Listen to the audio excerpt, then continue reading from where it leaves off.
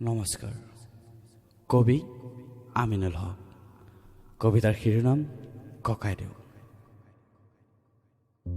ককাইদেৱে সুধিছিল, তোমাৰ নাম? মই ক'লো আলী। তেওঁ ক'লে, তুমি মুছলিম?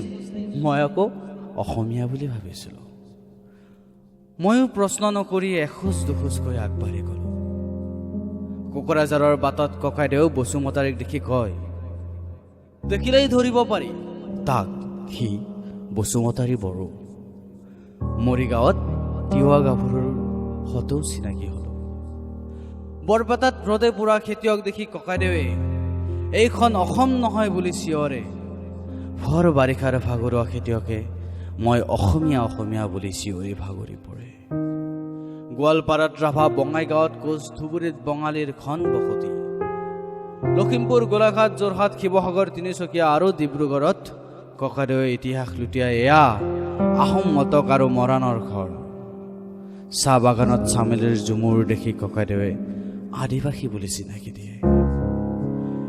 ডিফুৰ গধূলি মোৰ কাষত বহি ককাইদেৱে বুজায়, এয়া কাৰ্বি আৰু হাফলঙত মোৰ বন্ধু ডিমাছাৰ ঘৰ। ব্ৰহ্মপুত্ৰ, সাৱতী, মাজুলী ওলালো। মিৰি মিচিং হেনো ককাইদেউৰ পুৰণি বন্ধু। হোটেলৰ কোঠাত কিয় জানো মই অজানিতে অসমীয়া বিচাৰি মাজনিশা চিঞৰি উঠো। জোনাই গৰকী ককাইদেৱে উলাহত কয়, জোনাইৰ পৰা ঘূৰি চোৱা গোটেই অসম ঘূৰিলো। হঠাৎ মোৰ কিতাপৰ মানচিত্ৰ মেলি আমিচোন শিলচৰ, কৰিমগঞ্জ, সাৱতী, বৰাক উপত্যকাত খোজ নিদিলো। বৰাক পাহৰি কিদৰে গোটেই অসম ঘূৰিলো।